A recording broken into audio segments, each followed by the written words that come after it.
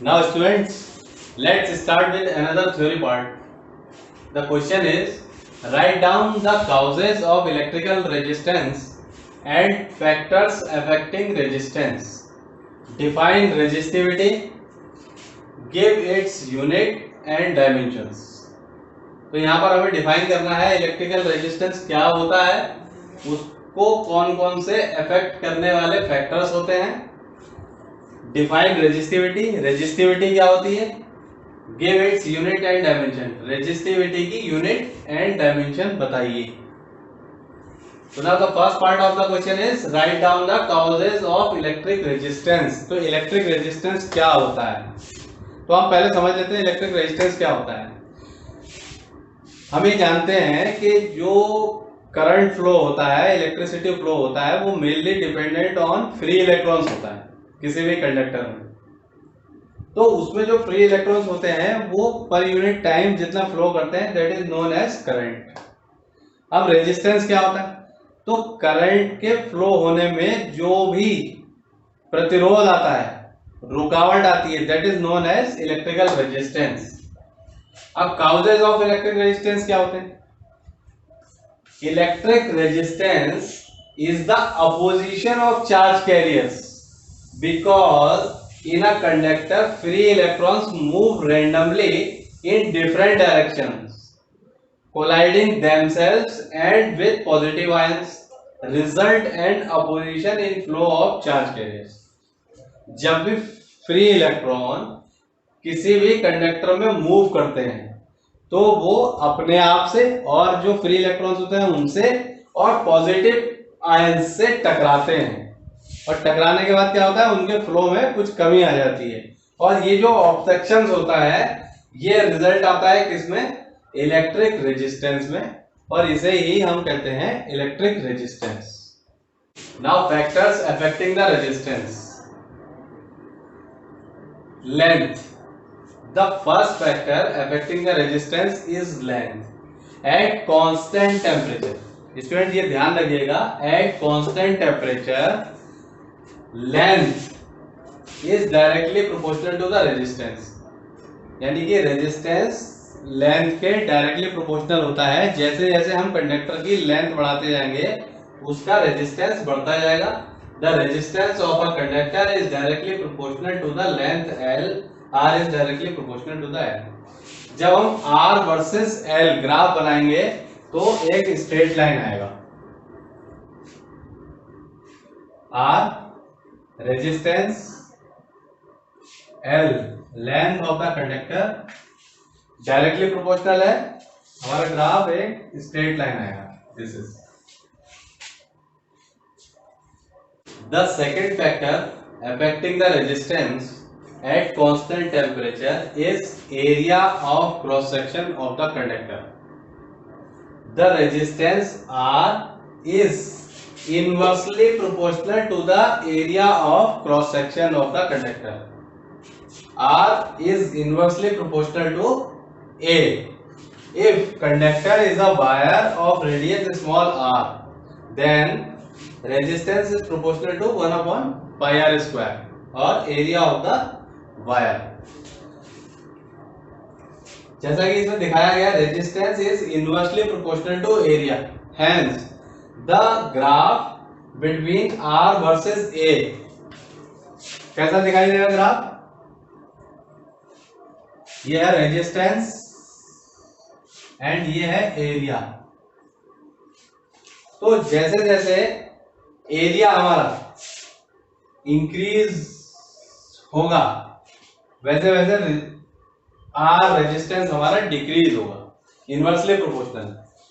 तो यहां से देखेंगे हम, ये ग्राफ हमारा ऐसे आएगा. जैसे जैसे हमारा एरिया बढ़ेगा, अगर मान लिया हमने यहाँ पर एरिया हमारा था A1, तो हमारा रेजिस्टेंस कितना था,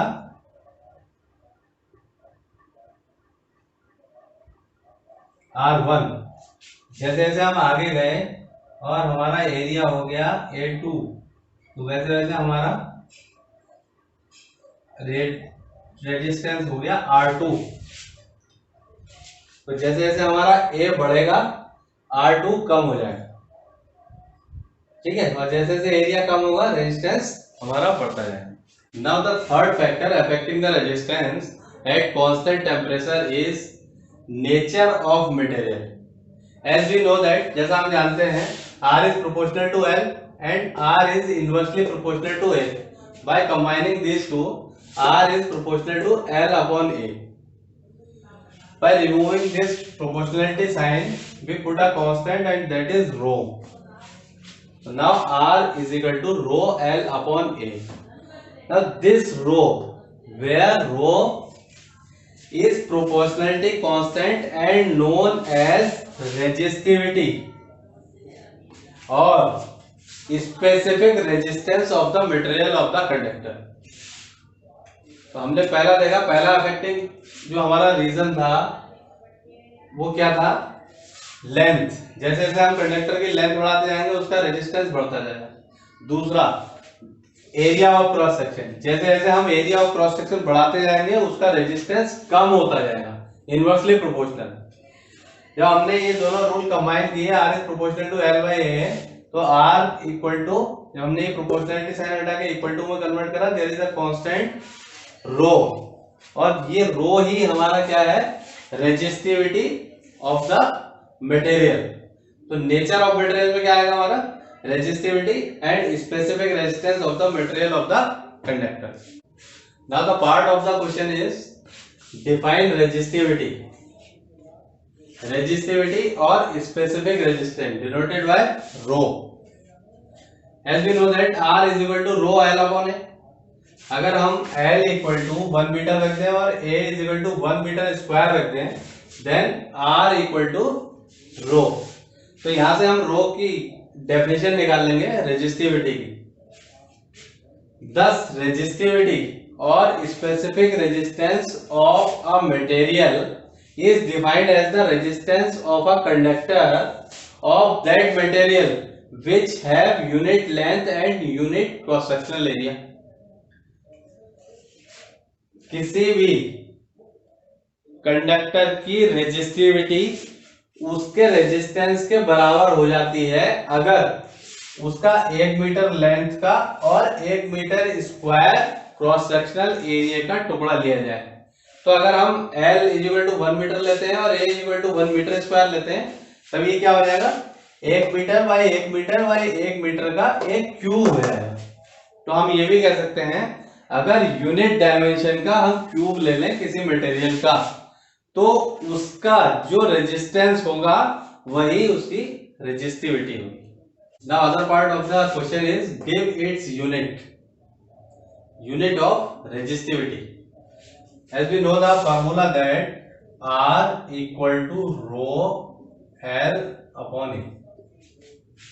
यहां से हम रो निकाल सकते हैं, rho equal to R into A divide by L।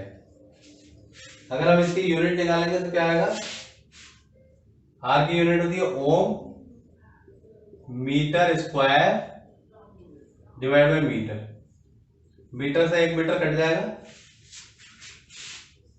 रो की यूनिट हो जाएगी ओम metre. Hence the SI unit of resistivity or specific resistance is ohm meter.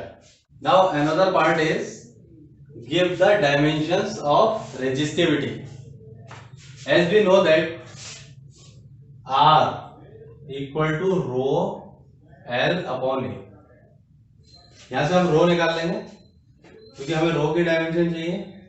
Row equal to R A divide by L। हम यहां पे रख सकते हैं put R is equal to V equal to IR हमारा formula होता है, R is equal to V upon I। तो जैसे ही हम यहाँ पे V अपॉन I रखेंगे तो हमारा हो जाएगा rho is equal to V A divide by I L। यहाँ V की जगह हम रख देंगे पुट V, पोटेंशियल होता है हमारा वर्क पर unit charge, V equal to W upon Q। जैसे हमने ये रखा तो क्या हो जाएगा हमारा, rho equal to W divide by Q A divide by I L। हम इसे इस तरीके से लिख सकते हैं, W A divide by Q I L। यहाँ W की जगह हम रख सकते हैं work is equal to force into distance. Put W is equal to F into D, और यहाँ Q इज इक्वल टू रख सकते हैं हम IT। Q equal to IT। Put ये इक्वेशन कैसे चेंज हो जाएगा हमारा, rho equal to W is equal to FD, F into D into A already है हमारे पास, divide by Q is equal to IT रखा हमने, IT इंटू IL।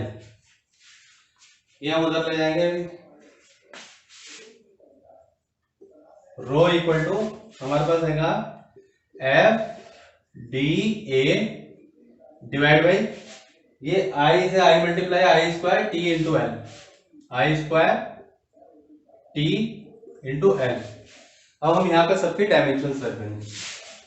जब हम डायमेंशन रखते हैं तो उसको बिग ब्रैकेट्स में इंक्लोज करते हैं। तो अब हम यहाँ पे बिग ब्रैकेट लगा देंगे डायमेंशन के लिए।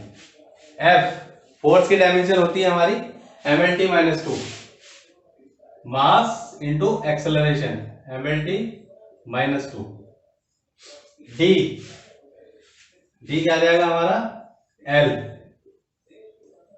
A length into length L square. I square, I is a basic quantity, इसका होता है ampere. A2 time T, this is T and this is L length L। L से L कैंसिल हो जाएगा यहाँ पर। The dimension of resistivity will be equal to M as it is आ जाएगा हमारा L1 L2, यहां पर कोई L नहीं है तो ये हो जाएगा L3। T माइनस 2 और T वाला ऊपर आके हो जाएगा -1, तो ये हो जाएगा हमारा T माइनस 3। अब हमारा बचा खाली A स्क्वायर नीचे ये ऊपर आके हो जाएगा A माइनस 2।